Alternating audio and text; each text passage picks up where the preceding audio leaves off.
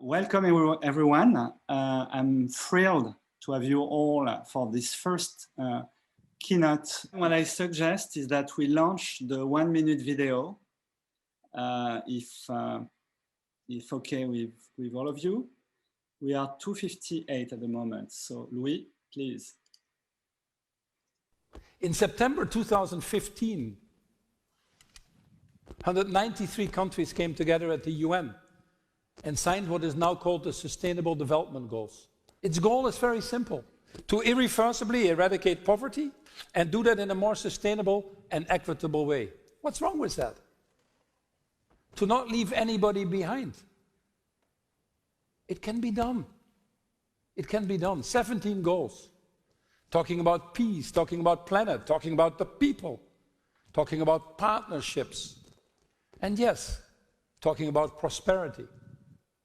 And just focusing on food and land use, cities, energy systems, and health and well-being, we found an opportunity of $12 trillion and 380 million job creations at a time that we need it most. This is probably the biggest business plan that we have in the world.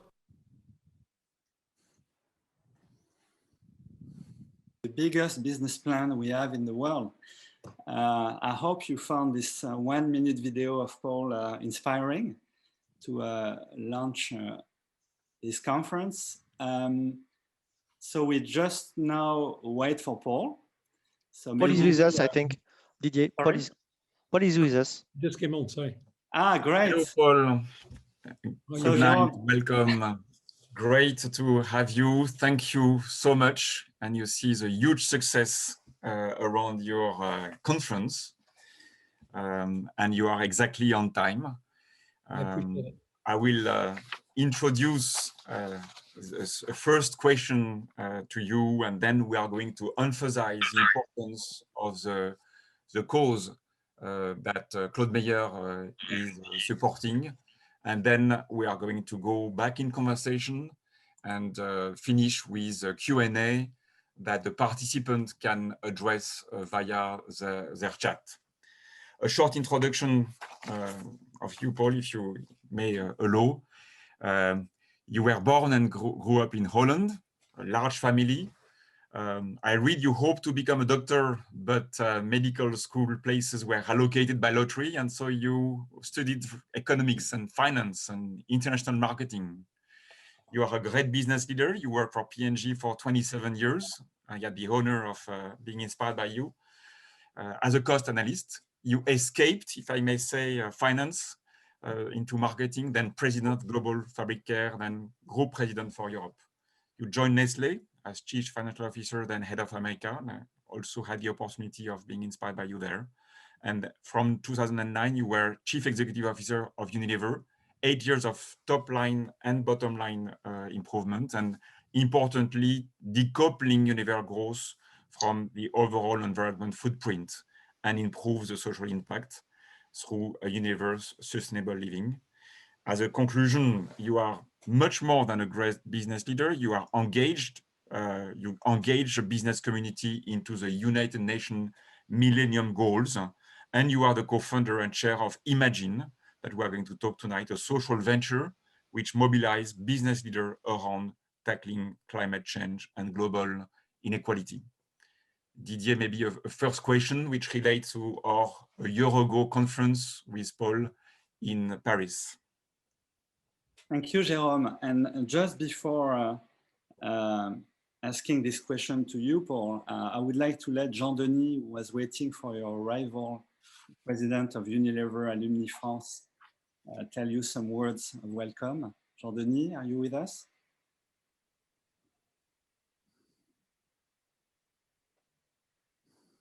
Ah, okay.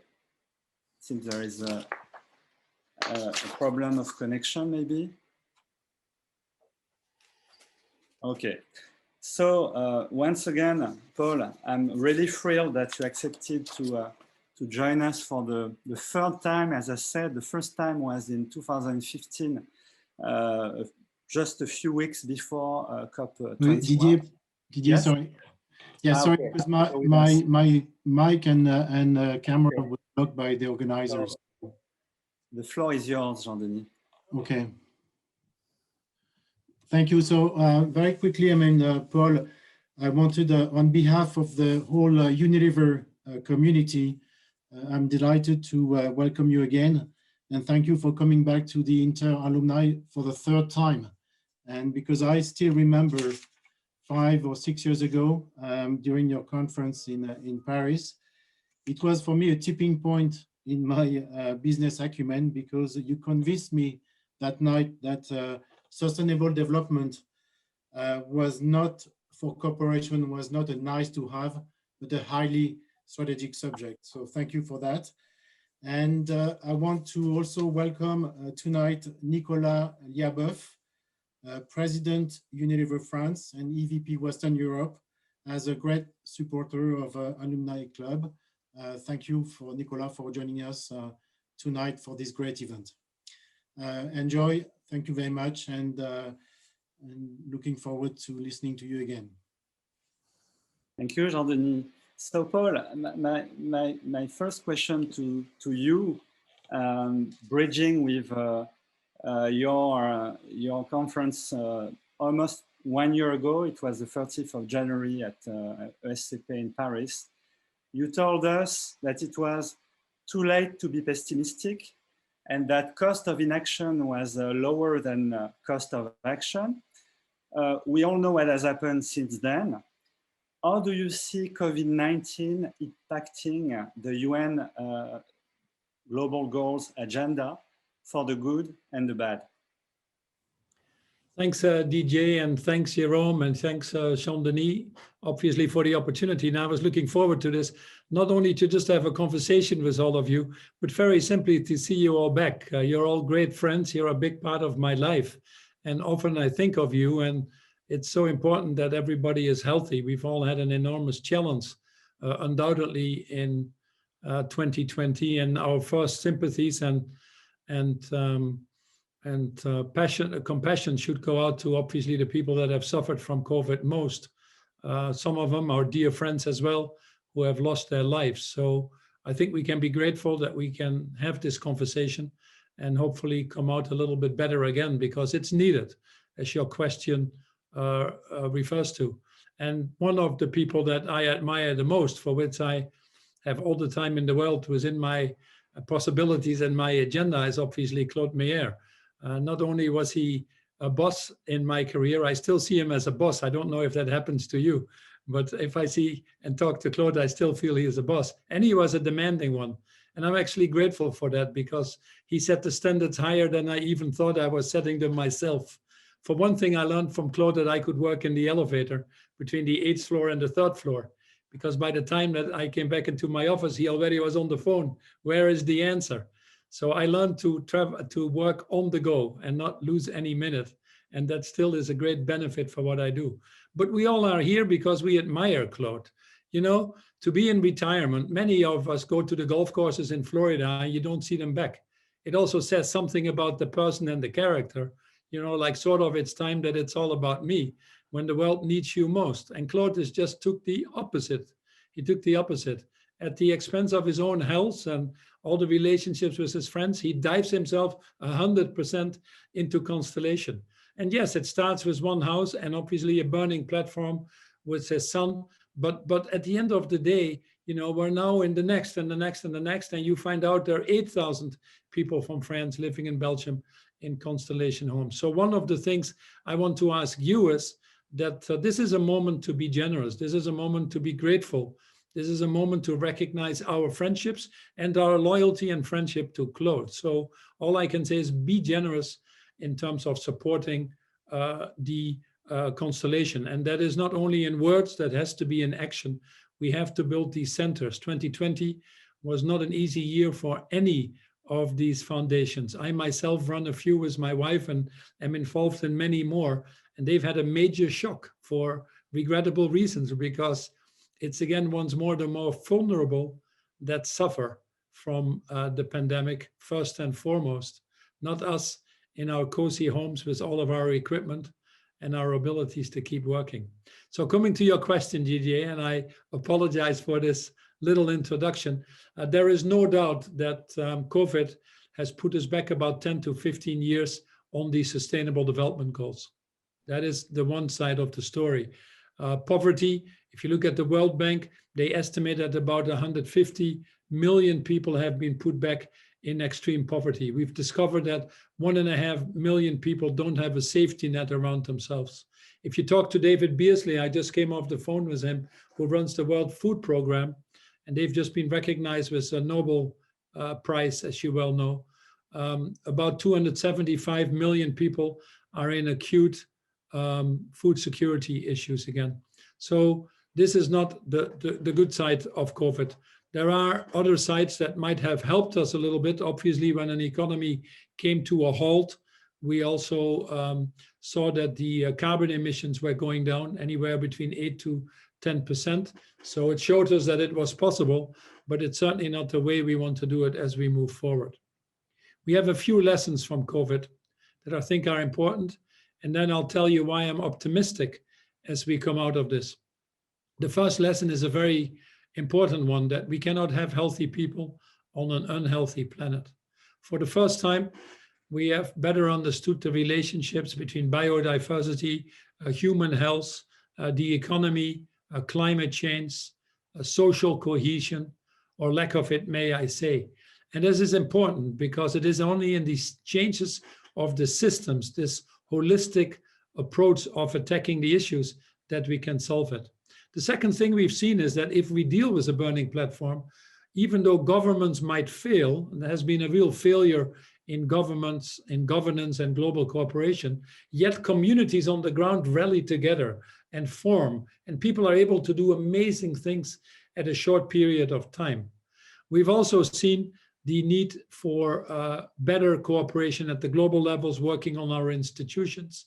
And then the final lesson, I would say, is that the companies that were operating under the multi-stakeholder, longer-term models of ESG, environmental, social governance, not only went better into the crisis, but also have performed better during the crisis. We see the same in the financial markets, that the ESG funds have significantly outperformed others. So there is an awareness, actually, that we need to rebuild and rebuild better, and that this is the moment to do that. Why I'm optimistic? I'm optimistic for several reasons. I think the stars are starting to be aligned again. You know, I was thinking yesterday when I looked at the inauguration of Biden, you know, it's still the case, if we like it or not, but when the sun shines in Washington, it also shines in many other places in the world. We might like it or not like it. The 4 years have been horrible. But now for the first time, we have a president again that subscribes to these same universal values, that signs up right away again to the Paris Agreement, so important, and that is willing to put the weight of the US, which is very much still an economic weight, in a much more modest way to the disposition of our global community. So I think you'll also see better global cooperation, which is absolutely needed to attack these issues, and there are already signs for that.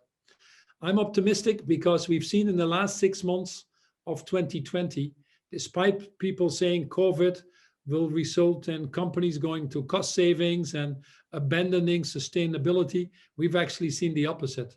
If anything, there's a collective awareness amongst many of the business leaders that they have to change their business models and pivot to the future, that they have to take broader responsibilities, especially around the social and environmental sides.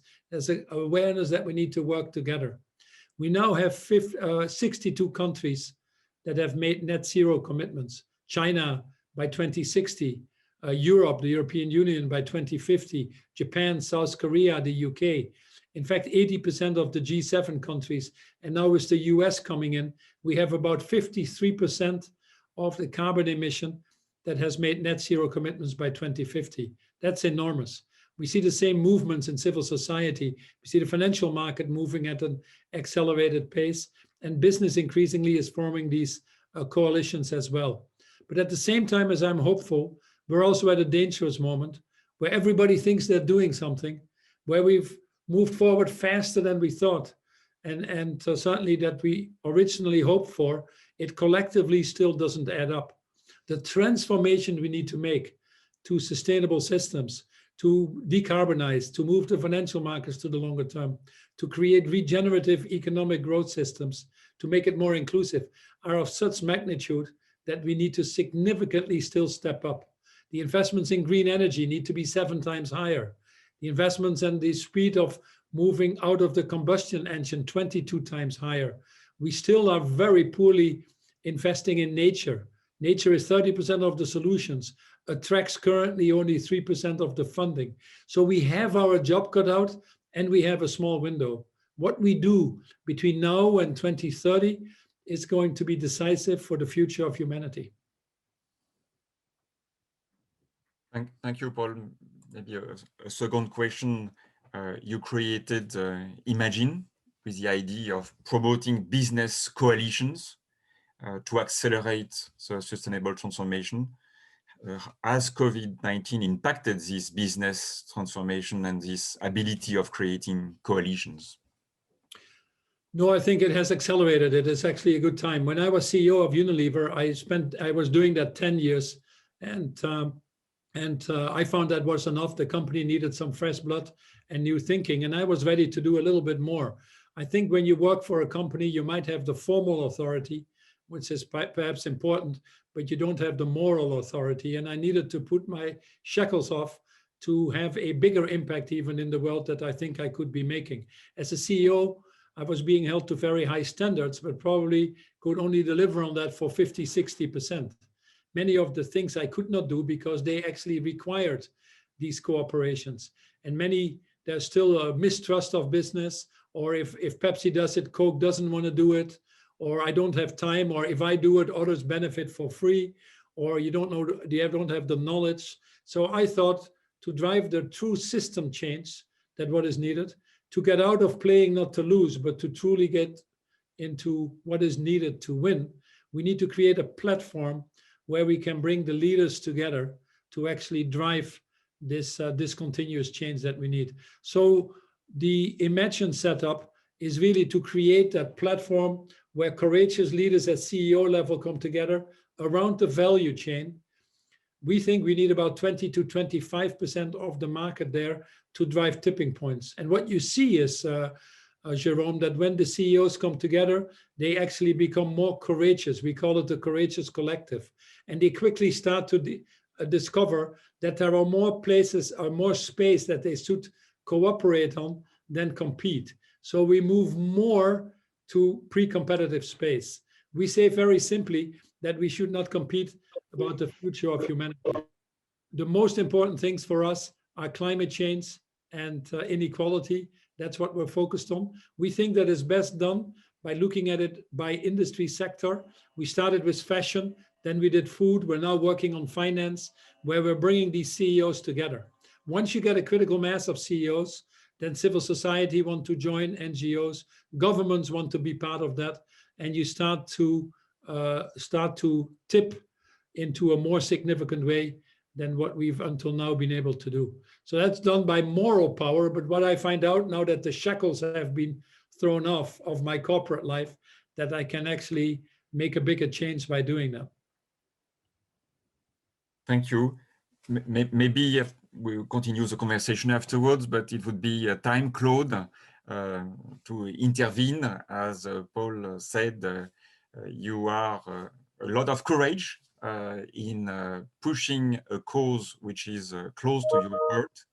And you were the first president of P&G France, and the same leadership and passion you are now devoting to a cause, which is Constellation, that Paul supports for many years. And that would be a good opportunity for you to address and explain the need, how we can help. Hello, everybody. Am I on screen? Perfect. Hello, okay. I have 5 minutes to present myself and Constellation, the association that will benefit from the €10 fee for your entry tonight. And before I say anything, I would like to thank Didier Saunier and Jérôme François for the outstanding organization they've put together and their entire team. I know Paul well, not only in the elevator, but pretty well since we worked together in P&G France. we became friends, and later I can say we became friends for life.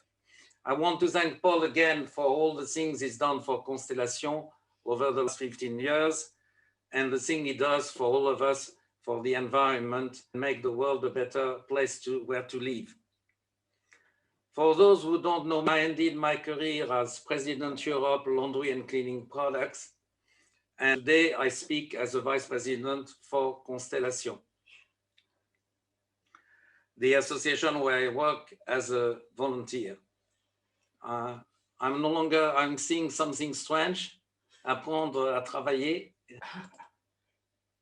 Jérôme? No, I'm back. Am I back? No, il a perdu. Can you hear me? No. Perfect. You're perfect, and I'm going to show. Just wait for the house a little later.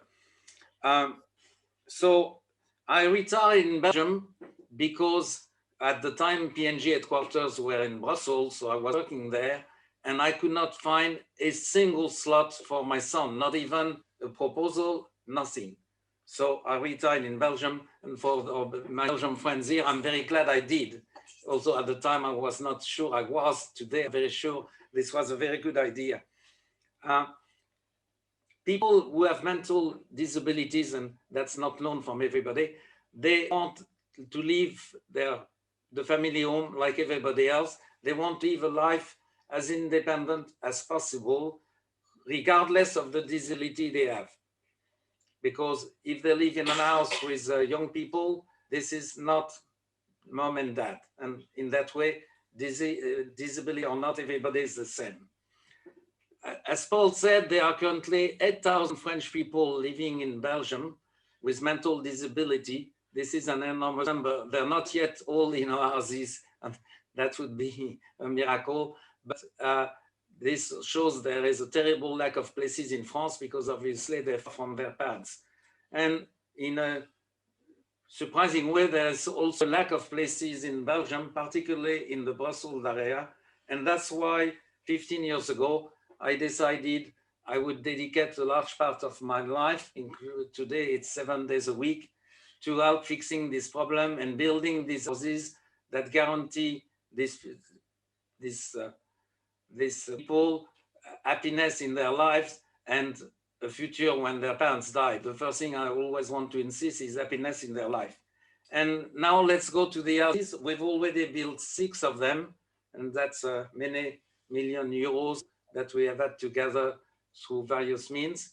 These 6 houses are all working well, and very importantly, the running costs are paid by the government of Belgium, the regions. And so what we have to do is find the money to build them, and then they run on state money. Let's move to the next chart, Jérôme, please. Okay, you see the 6. Now we have 3 houses. Let's go down. Let's go down a little. Here you see the 3 houses that we have that will open in 2020. And at the top and at the bottom, you see 2 important projects for 82 places and 64 that we are working on right now and gathering the money for. We have become the first in Belgium in our area of expertise, and we have already, with our own program, we plan to open 330 places and have created 300, the same number of jobs for young people. All of this with 2.5 people and obviously a good board, but that's I think, a good achievement. To give you a perspective on what it means, it is equivalent to 15% of the places, all the places for people with mental disabilities in the Brussels area. Okay, as Paul said, the year 2020 has been very tough for all of us, as Paul showed at the beginning. It's been tough for businesses. It's been particularly tough for associations, and Constellation is no exception to this. So I want to thank all of those of you who are participating tonight, and for those who can, we would be very happy if you could make a deductible donation with tax relief. And Jérôme, if you're kind enough, maybe I didn't know we could write to show the 2 links to make a donation either in French or in English. We have deductibility in France, in Belgium, in all of Europe, in the UK, obviously, and in the US. And so if Jérôme, you can put the link on the right part where you can send messages, because that would be very nice. And in any case, I also wanted to thank all the people that are participating tonight who have already made the donation, and obviously all the participants. A big thank you, and thanks in advance for your help. Thank you. That's it. So very, very, very clear, and a great cause, and a lot of passion that deserve to be helped beyond the tonight €10. And I hope there will be a lot, and I will post the link. Maybe back to the conversation, Paul, and after we are going to use a question posted by the participant. But Didier, you want to follow with another question? Yeah, maybe, and that will bridge with the first question of Florence from SCP Alumni. Paul, last time you told us about the Fashion Pact that you've been, I would say, orchestrating with the French team, the French government at the time of the G7 in Biarritz. Is it still one of the most advanced coalitions? Is it a good example for you to tell us about the way it's moving ahead? It's moving hopefully to make a big change in this business. Yeah, thanks for asking. It really, just to finish on Claude, you know, I just noticed we are about 300 people on the call, and $10 is the entry price to be on Zoom these days. We all are saving going out to a restaurant. I wish I would be with you in Paris in a restaurant, but it would have cost me 100 or 200 euros. So why don't we individually at least commit ourselves to give that money to Claude's wonderful foundation, so that we have a meaningful sum coming out of this, and he can start building the next house. That's what life is all about. Coming to the Fashion Pact, I was talking to President Macron in Canada. We were doing the G7 in Canada, and unfortunately, President Trump at that time was badly behaving, and no agreements came out of that. If you remember, that was the time that he flew to North Korea and found Kim more important than all his allies in the past. And that was very regrettable. So President Macron turns to me and says, Paul, we don't want to really have that happen in France. I said, we don't want to have that happen in France. That would be negative energy.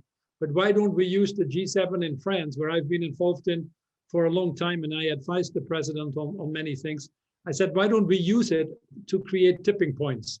If we can just bring the right people together, also related a little bit to France and what France stands for, but also use the moment of the G7. So he created the One Planet Lab, which you can look at online, which has now an annual conference. We just had the One Planet Summit that was last week, and where France is really taking a leading role. And together we designed the G7 around some areas. We looked at air conditioners, which is 3% of global warming. Can we bring enough companies together and move them to sustainable air conditioning? We looked at agriculture, so important. And with the leadership of Emmanuel Faber, we created the OP2B, the movement to create regenerative agriculture. But I also thought it would be a good thing to look at fashion. Although France is economically not as dependent on fashion anymore as you think, a lot of the products are made somewhere else. It stands for fashion, just as Germany stands for cars. And the fashion industry, interestingly, is actually the second most polluting industry after fossil fuel. It accounts for 46% of plastics in the oceans. That's where you find the social inequality in the value chain. It actually uses up 20% of the carbon budget. So attacking this industry is very important. At that time, there was a minister there for the environment. Her name is Brune Poisson, who is actually a very dynamic minister, and we got along very well. So we said, why don't we ask a French leader, in this case, François-Henri Pinault, who owns the Kering brand, brands like Gucci that are part of that, and many other brands, to lead this coalition with fashion companies. This is an industry, by the way, that never has come together. Frankly, an industry that has not historically assumed responsibilities for the value chain. They rather outsource that and outsource their responsibilities as well. We started in Copenhagen at the Fashion Summit to talk to about 30 CEOs. To make a long story short, now we have 67 CEOs and 250 brands, around 30% of the industry, working together on three things for now. Regenerative cotton, the whole area of biodiversity. The second thing is plastics, getting out of single-use plastic, B2B. And the third thing is actually signing up to the Paris agreements to be net zero on carbon emissions by 2050. So this is the first industry at scale that makes these climate commitments. This is the first industry that is actually working with Conservation International and ourselves with Imagine to actually bring biodiversity on into their businesses. Now, interestingly, because the industry started to work together, we also saw some incredible cooperation on PPE material during COVID. And in fact, when the supply chain caught pressure because the stores were closed, we worked with the International Labour Organization and companies like PVH with a wonderful leader, Money, and others to create some labor standards or some codes of conduct that are now becoming the norm in the industry. So here you see a good example of collective action in action, may I say. It's a 5-year journey for me as a minimum that these CEOs have to sign up on, because we know it's not easy and we cannot eat the elephant in one bite. But what they have achieved in probably the last 12 months is more, in all fairness, than anybody could have imagined. Thanks, Paul. And this coalition, I remember last year you mentioned that the financial sector was turning into a positive driver for change. Again, with the last year COVID context, do you believe that these positive aspects are going to continue, or higher debts or maybe other issue would threaten this movement of the financial sector? No, it's a real good question, Jerome, and there are actually two sides to that question. On the one hand, people are concerned that the governments who have spent collectively about $13 trillion just to save lives and livelihoods, basically stabilizing the economies, that they've run out of money to spend more, just at a time that we need it. We've seen so many jobs being lost, an equivalent of 500 million jobs have been lost as a result of COVID. 20 to 30% of the SMEs, the small and medium-sized enterprises, are under pressure of disappearance. So this is a crisis of a magnitude that we've never seen. And governments, having spent so much money, are they having the courage or the willpower to spend more? The good thing is interest rates are fairly low or negative. We've just seen President Biden announce a $2 trillion package. By the way, the bulk of that going towards greening the economy. And I think with the collective action of Europe, the IMF and World Bank, the multilateral banks, and some other countries in the world, there seems to be an increasing realization that we now need to have a Keynesian approach to recuperation and spend behind that. If we don't do that, by the way, we will have more issues of social cohesion, and that will translate itself into populism and xenophobia and nationalism. And I think many people have become aware of the cost of things like Brexit or having a president in the US over the last 4 years.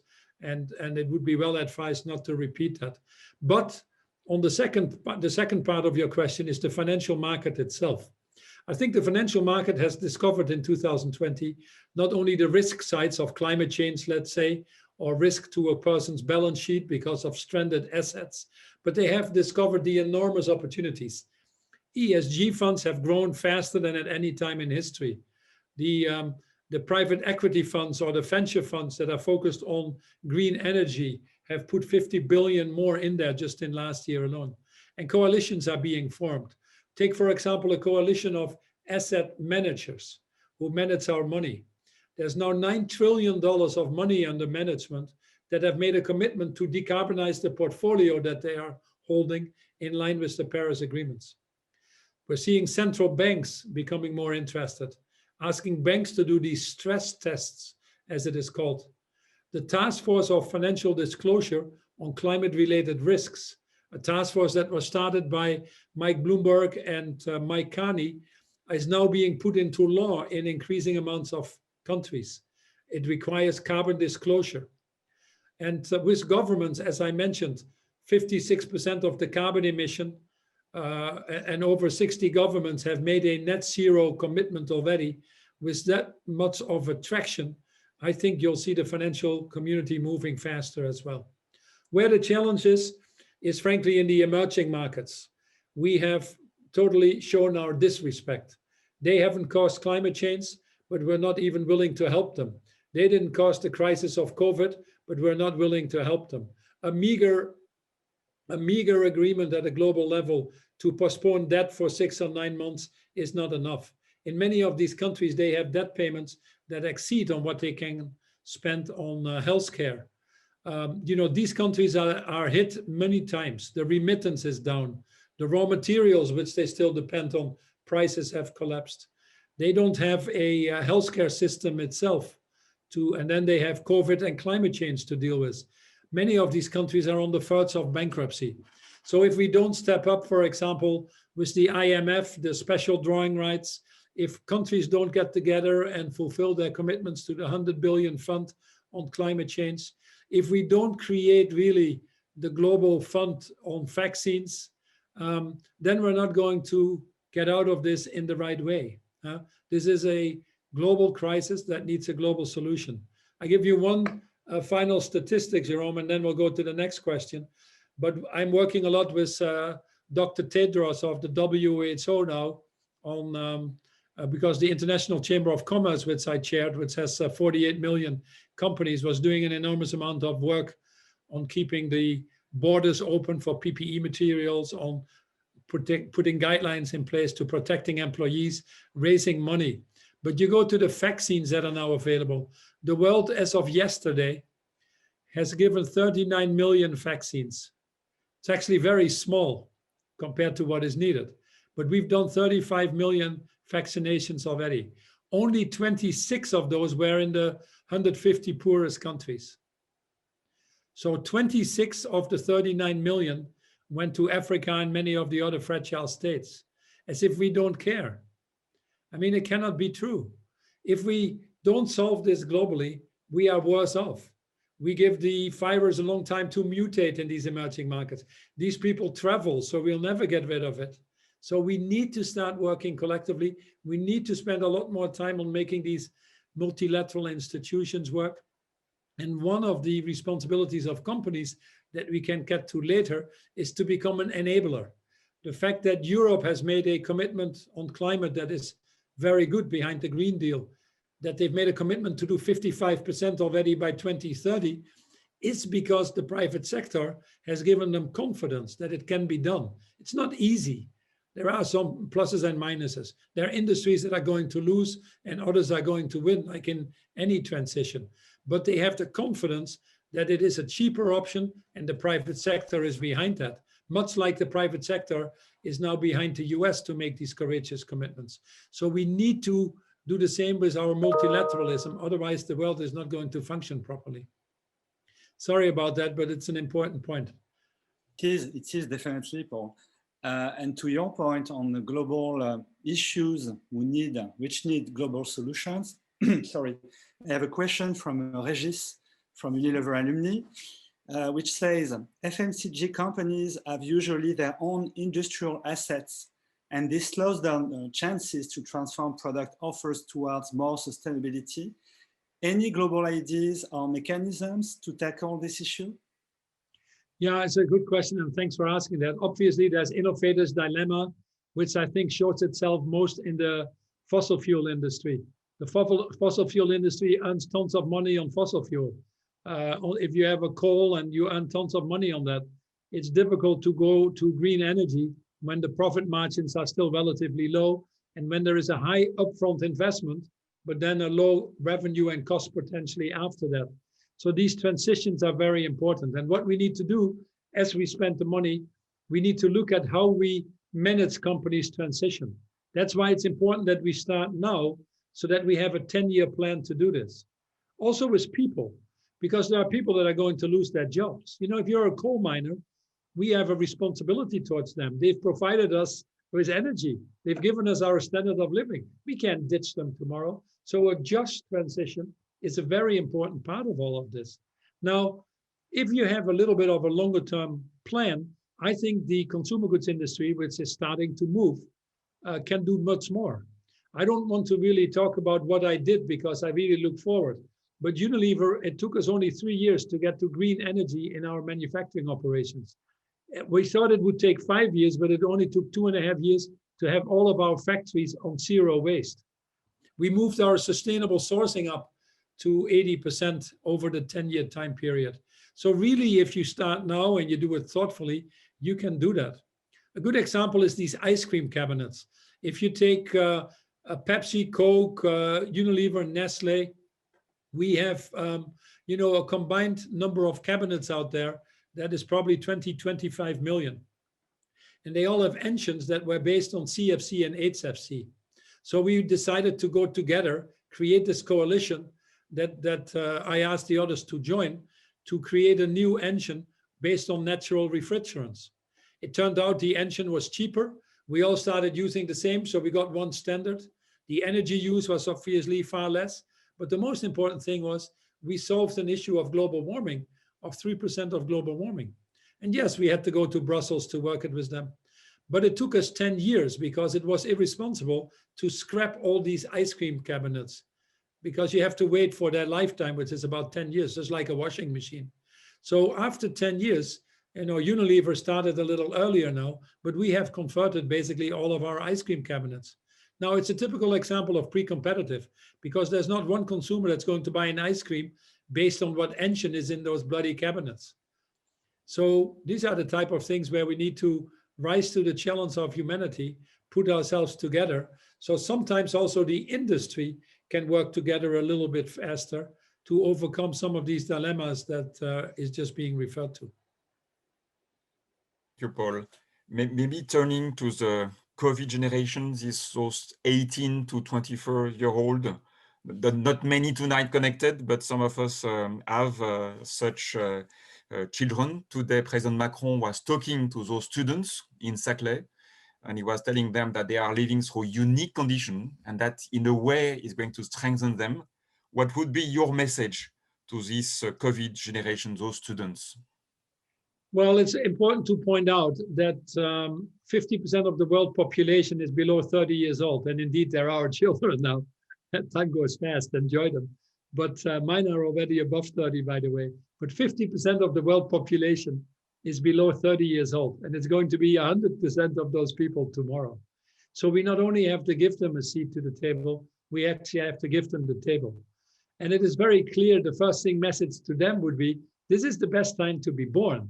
I know it's not easy, I understand that, but people live longer, healthier lives than in any time in human history. People have more access, are more connected to technology than they've ever been. We're actually, despite our challenges, living in a more inclusive society than we've ever had.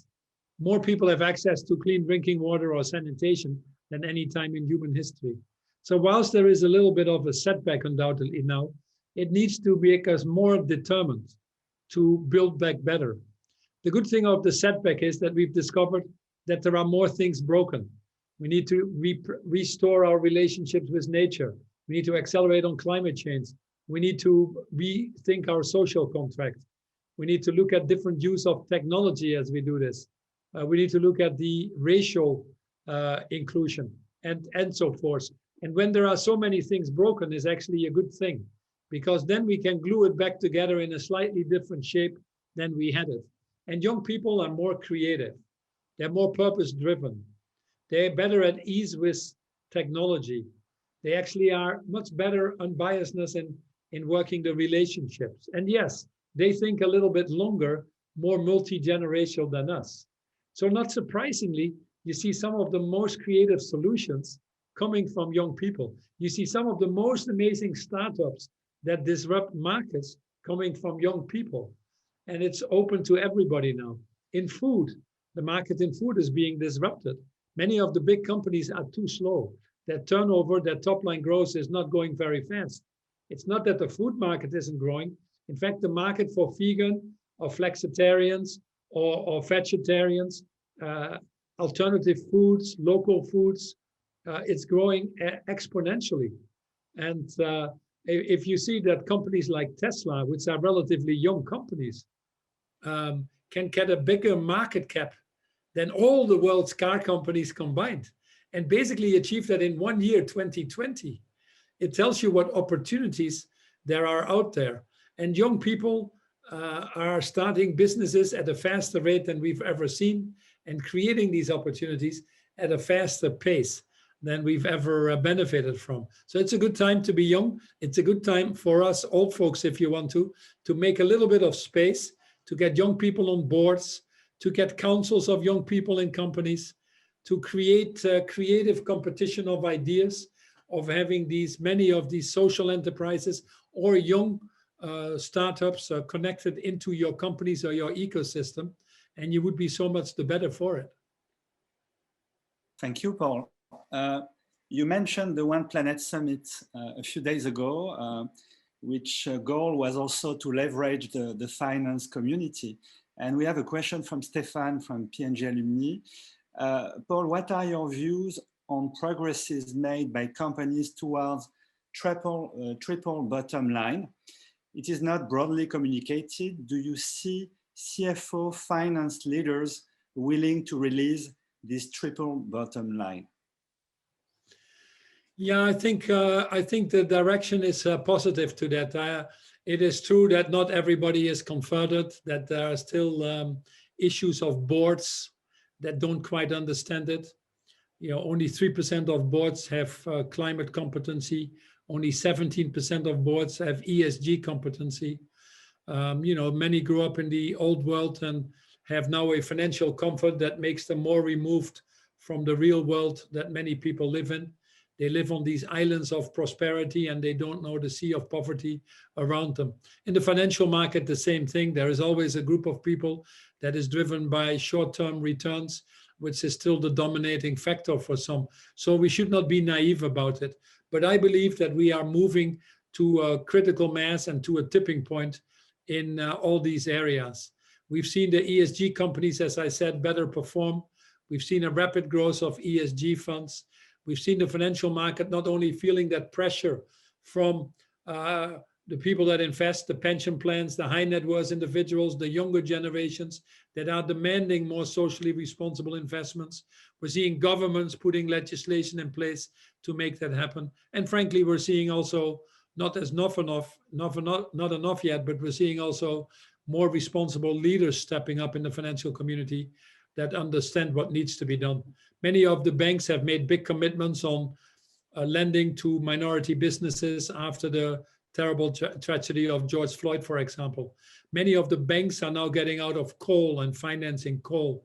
Many of the banks are starting to make commitments to have their portfolio net zero by 2050.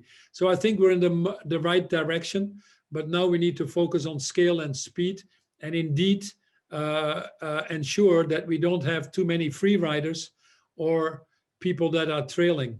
And I think 2021, once more, is going to be decisive. We have the COP26 in Glasgow, where everybody has to come in with higher commitments. I'm one of the advisors to the UK government, and we're well on the way of creating these coalitions.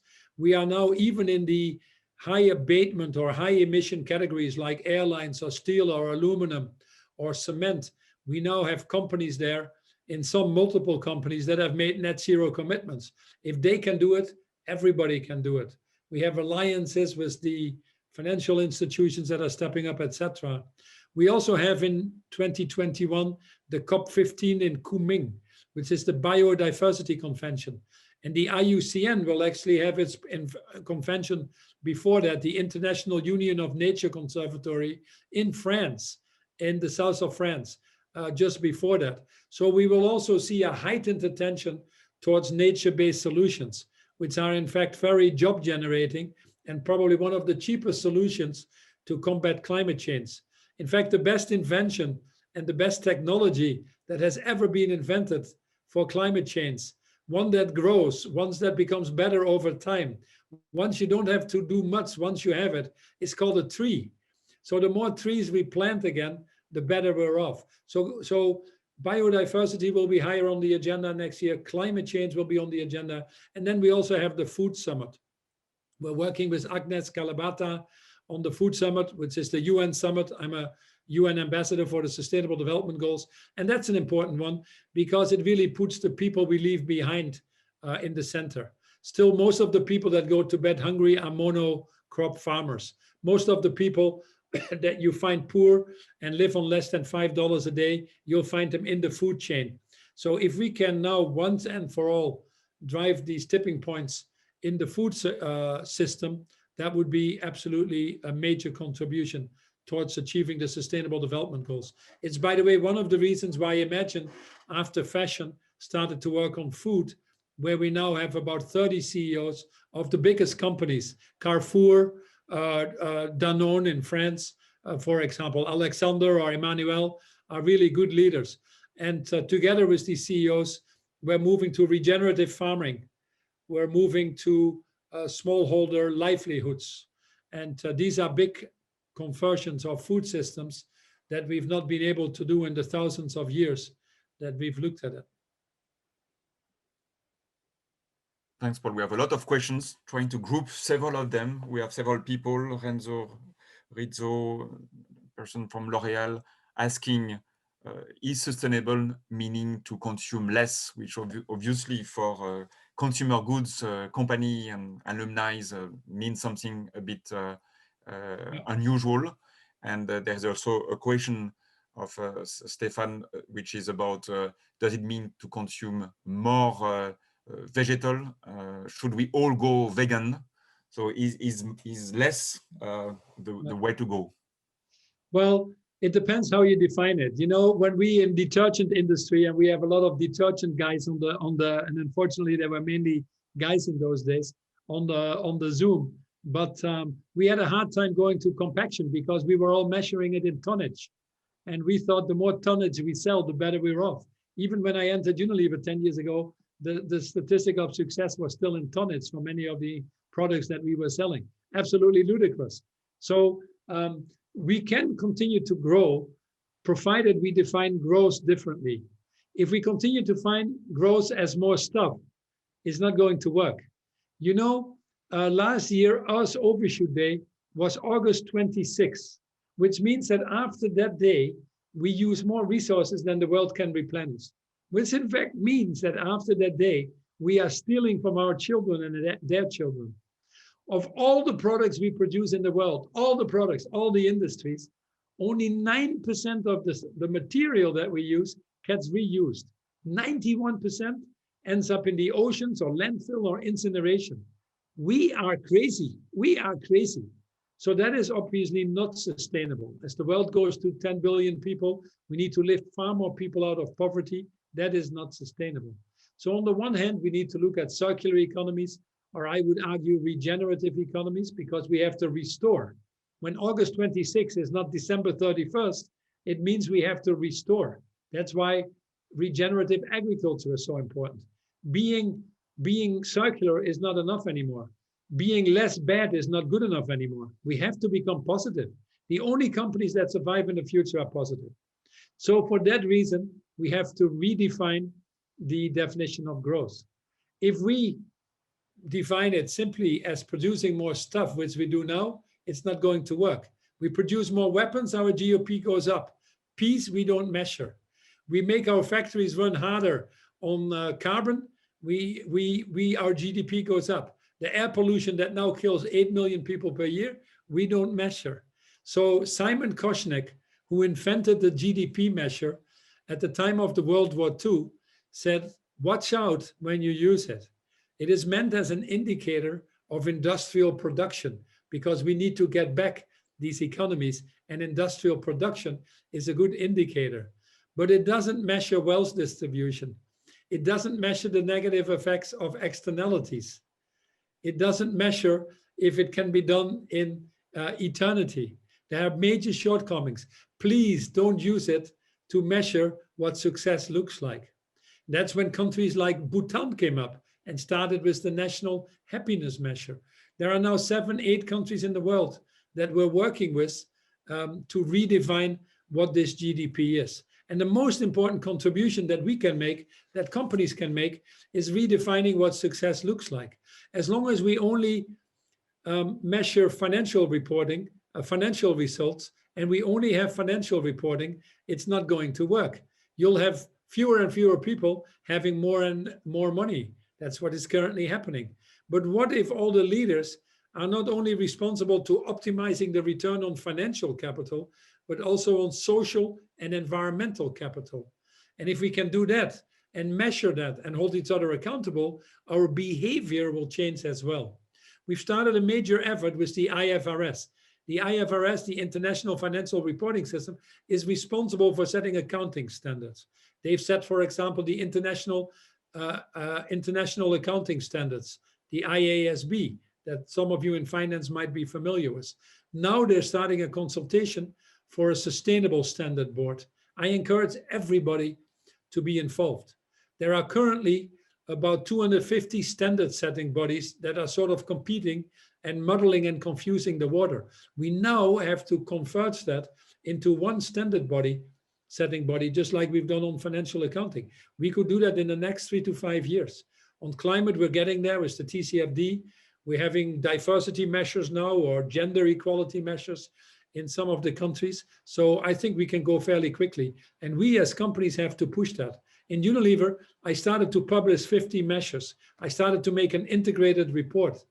I felt that was needed to build trust and to form these broader partnerships. That has proven to be true. But I also wanted to be sure that people got rewarded on the things that counted.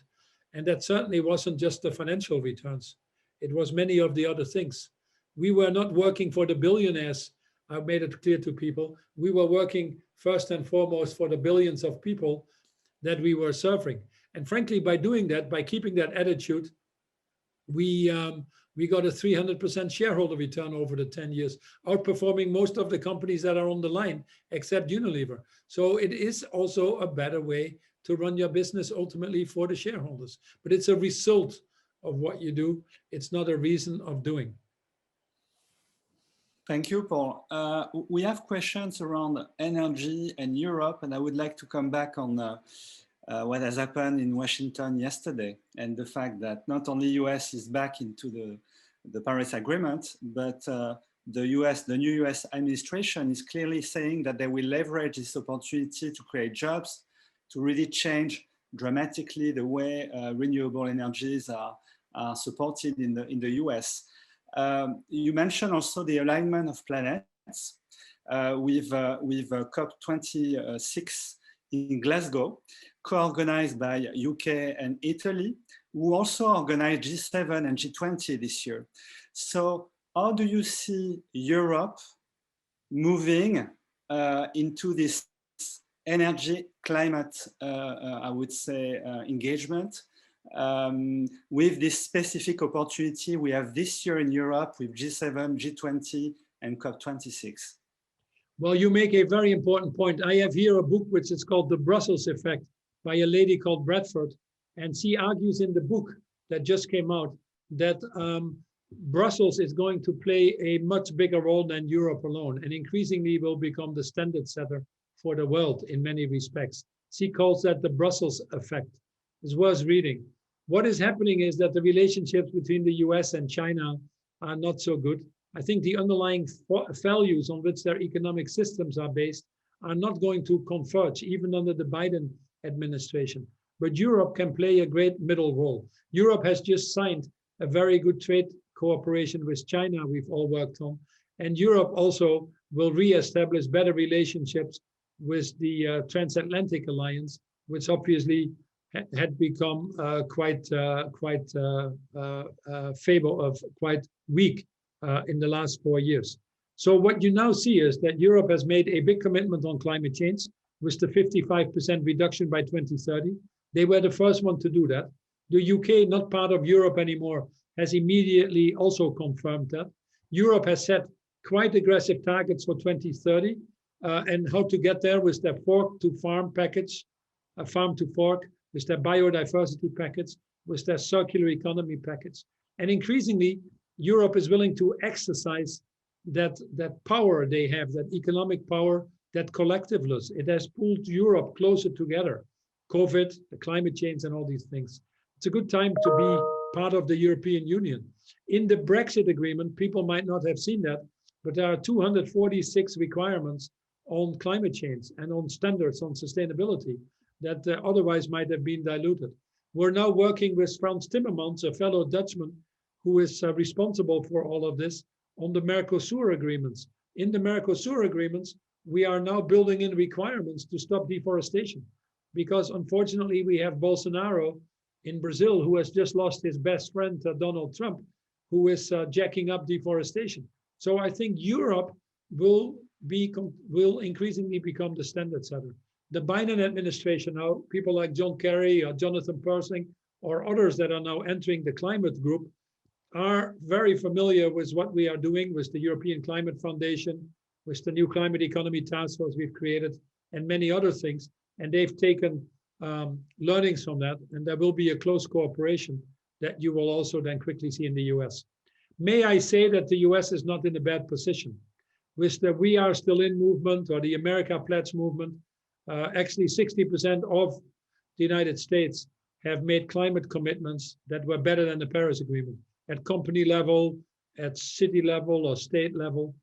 And they're actually running ahead of their original commitment. So I think if we reverse some of this legislation that is really would have had negative effects in the future, the US could come back quicker than people think. Paul, we have several questions on energy from Raphael, from Claude Meyer, from Mike, asking the question about your position about nuclear energy versus reopening coal mines. Well, unfortunately still, despite the efforts that we are doing right now, there are still coal mines being opened, China obviously being the worst one, and India as well. In fact, the UK, I just spoke to Boris Johnson 2 weeks ago that they gave an agreement, and to Alok, who runs the climate negotiations, they gave an agreement to open another coal mine in the north. That's totally unacceptable. We really, one of the coalitions that we have formed is that in the next 2 to 3 years, not even 10 years, we have to get out of coal. There are major coalitions now in the financial market to decarbonize. You've seen in the US, by the way, despite Trump wanting to keep these coal mines open, that half of the coal mines that have closed were during the Trump period. The economics are bad. Certainly if you include the externalities in that, the economics are off the scale. And we now need to help, especially the emerging markets, with financing. The emerging markets don't have yet access to the funds as much as we have here. They don't really manage the risk factors very well. So part of our responsibilities now is the carrot and the stick to decarbonize. So coal is a thing from the past. Nobody has time for coal anymore. And we shouldn't invest in that.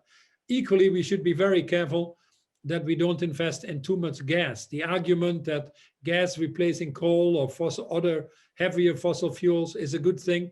It's a good thing for perhaps 10 years, but not if you make investments that have lifetimes of 30, 40 years to pay out. We need to be net zero by 2050. So we have to be very careful. And therefore, shale gas, for example, there's no need to drill more, in my opinion, and expand. And that's why also one of the reasons you see that market collapse. There is really an opportunity to invest in green energy and do that at an advanced pace.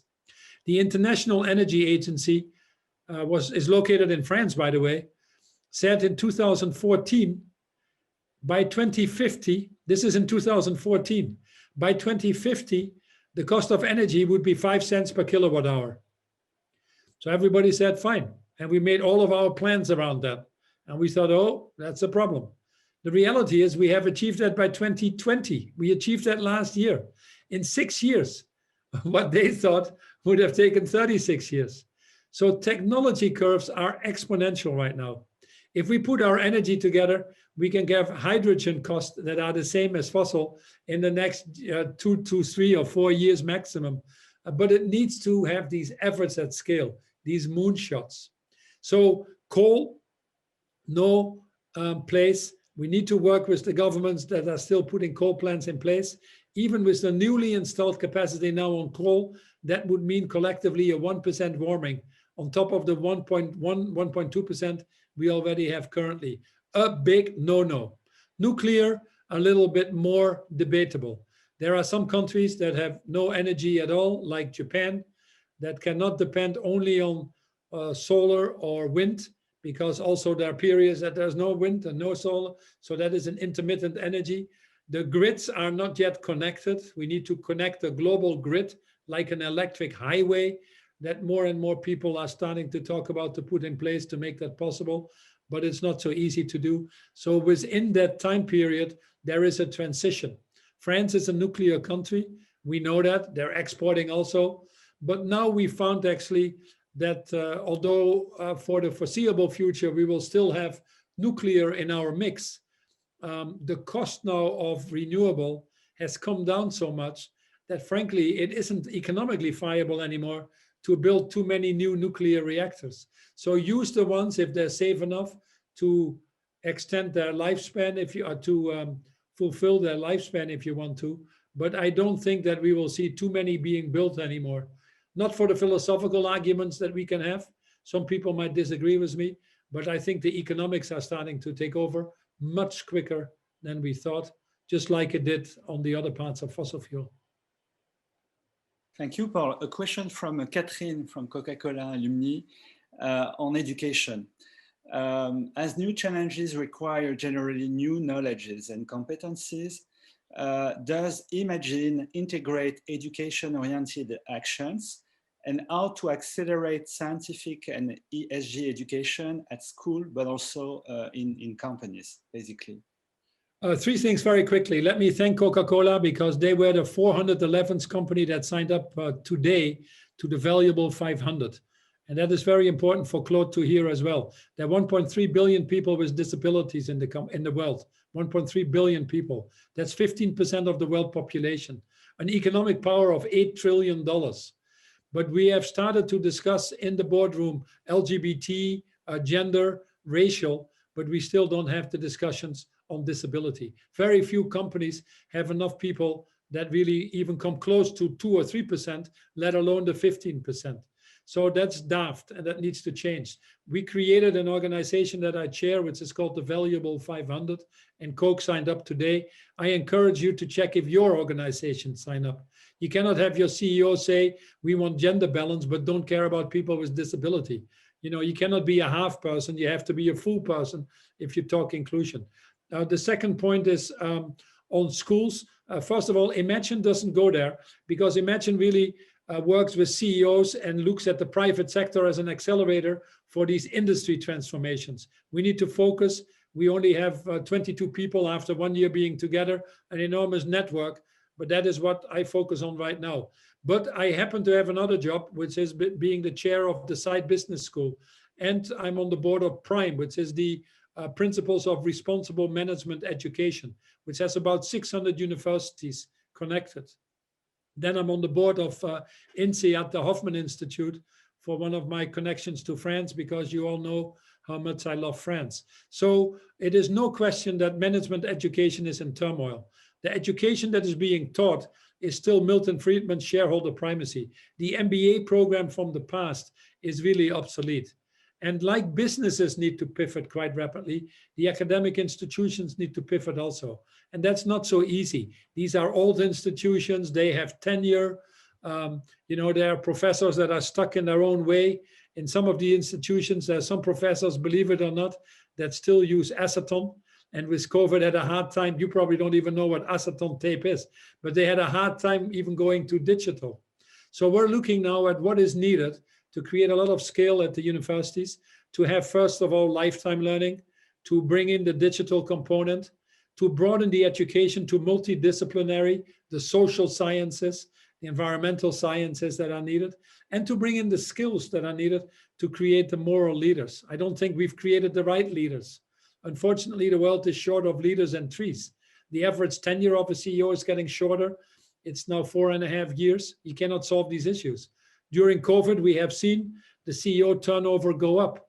the boards are not capable for many reasons to deal with these challenges. We simply haven't created enough of the right leaders. Now that we know what we need to do, we certainly need to get the universities as well to look at creating the right leaders, but also as institutions to focus far more on impact and not hide behind research alone. So there's a job to be done. There are discussions to be had, and there are bars to be set higher. And that's the work that is well on the way. Like for any industry, may I say, this one being the education industry, important as it may be.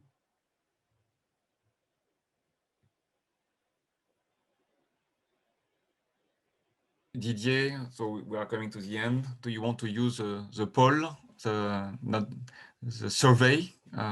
Yeah, I was thinking we would take a last question, and to your last remark on do we have the right leaders? You probably know that you are quoting Paul Emmanuel Faber. You probably know he's facing pressure. It's a question from Philippe Kubers. I think it's worth it to ask it, just to finish with a concrete example, which is important to us in France, because Danone is a flagship of the new B Corp. Should be the biggest B Corp, I think, in the world. So know that they are facing pressure from an activist to lay off people. Do you think his commitment towards the planet and ESG is something, I'm losing at the end of the question, does not seem to pay off? Yeah, the question of Philippe is, how do you understand that Emmanuel Faber has said, I'm going to accelerate because of COVID-19, and that is facing obstruction, I would say, for being back to the old world? How do you understand this situation, and what would be your advice to Emmanuel? No, well, I talk to Emmanuel quite often. In fact, I was just on the phone with him today, and I have a high regard for what he's doing. When he moved to Entreprise de Mission, or whatever it's called in France, it's the right thing to do, because it really embeds in corporate governance the fiduciary duties of boards, which it has always been, by the way, to deal with multiple stakeholders. There are very few companies, by the way, that don't have activist investors or that get attacked. L'Oreal has dominant shareholders and is a little bit luckier with Nestlé and the Bettencourt family, but P&G has activist investors. In fact, they have one on the board. I was attacked by Kraft Heinz, called it an activist company, which was an absolutely ridiculous thing. Our share price is up 70% now. Theirs is down 50, 60% with all the other consequences. But activism is around because greed will always be there and some people trying to disrupt systems. But I think what Emmanuel faces is something that we are going to live with all the time. That as you have a multi-stakeholder longer-term model, you need to do it in a way that balances the stakeholders. If you lose one of these stakeholders, it's not going to work. And Danone obviously needs to find that right balance as they make the transformation, that they do it in a speed that is needed with what the planet can afford, like on climate change. We have a definite timeline where the financial community will support you. But if you make other changes as well, you need to do that in a way that over a longer time period, the multiple stakeholders are satisfied. We've always dealt as CEOs with balancing the multiple stakeholders, with balancing the different priorities. Shall I invest here? Shall I invest there? Shall I do this first or shall I do this? And you have to be able to do that in a way that carries also your shareholders with you. And the fact that he's under pressure from one or two is not bad, because it might make him, realize that he might have to make some changes that might be good for Danone to keep also as an economically viable concern longer term. But at the same time, I also think he has support of a lot of other shareholders because he is taking this broader, responsible approach. So that pressure, that noise you will always have. It's more important to then look at the actions. So first and foremost, we lent our support. Everything I can do to help Danone, I would do, because I believe in the way of running businesses like Emmanuel does. But also if some changes need to be postponed or some things need to be done, like getting a competitive cost base, reinvesting in your brands, accelerating innovation. These are discussions that we still need to have. We cannot hide away from that by saying we want to improve the world. So helping companies find that right balance. And like anywhere in the history of mankind, there are companies that do that well and make that transition. And there are companies that get lost and not find that right balance and frankly might disappear. That's the reality. But I think Danone has a strong enough core and a good leadership, and it certainly merits our support. Thank you so much, Paul, and apologize for all the other questions we have that will not be able to ask you this evening, but probably we can pass through you some of them. Thank you for your passion, your energy, and we'd like to finish by two questions from our Paul, based on you, Paul, inspiration to us. I'm going to share with you our two last questions, which are the following. Okay. Yes, I'm opening it. Okay. No, I do it. Okay, if you wish. So we need to participate, right? Yes, absolutely. I was about to do it, but let's do it if you wish, Louis.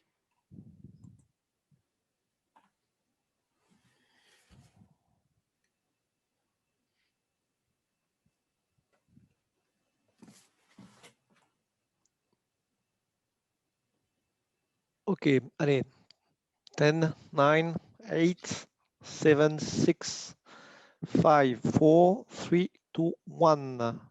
I close the poll and I share the results. So, inspired by Paul's keynote, how far do you think change should impact months and years to come, professional life? So you are 54% very significant and major 35. So on the top 89 significant plus major. There's a second poll very quickly, and it's much more about the personal life. Okay, go.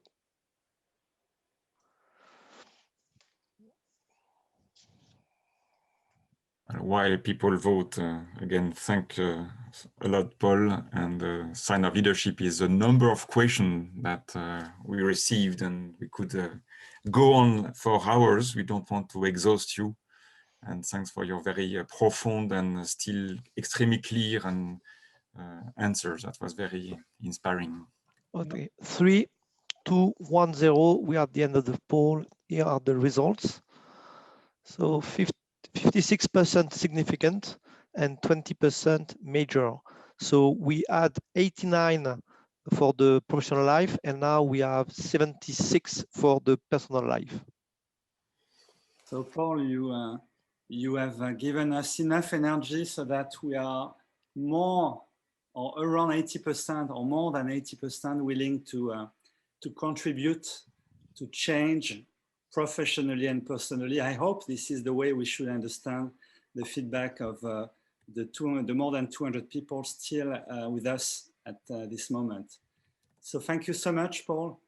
I appreciate it. And I just want my final comments, because thanks for the opportunity and thanks to talk to so many friends online. And one of the things I was thinking, if you have about 300 people, the collective force of what you could do to change that world is just enormous. Many of you are doing that already, and that might be reflected in the polls a little bit. I'll look at some of the other questions and I get back to you. But here is my challenge to you, to put word into action. If in the next 12 hours you get $10,000 to Claude, I match it right away. But you only have 12 hours. And I was thinking I only give you 1 hour. Perhaps I should. If you do it in 1 hour, I'll match it right away. Then it's action. So get the 10,000 in 1 hour as a respect for Claude, as a deep feeling for us that we cannot leave anybody behind, as a sign of gratitude for this wonderful conference. And I'll match it on the penny. There you go. Are you ready for it? We should be ready, and I hope we'll make it all together. So we will make it. Let's tell you in tomorrow, as you gave us 12 hours, right? I give you 12 hours. I could have done one. Okay. So until tomorrow morning, I hope everybody is willing to play the game, and we keep you posted. Tomorrow, 8 o'clock, I want to wake up with a smile. And Claude also. Thank you, Paul. Thank you so much. Thank you. Thank you all. Bye-bye. Bye.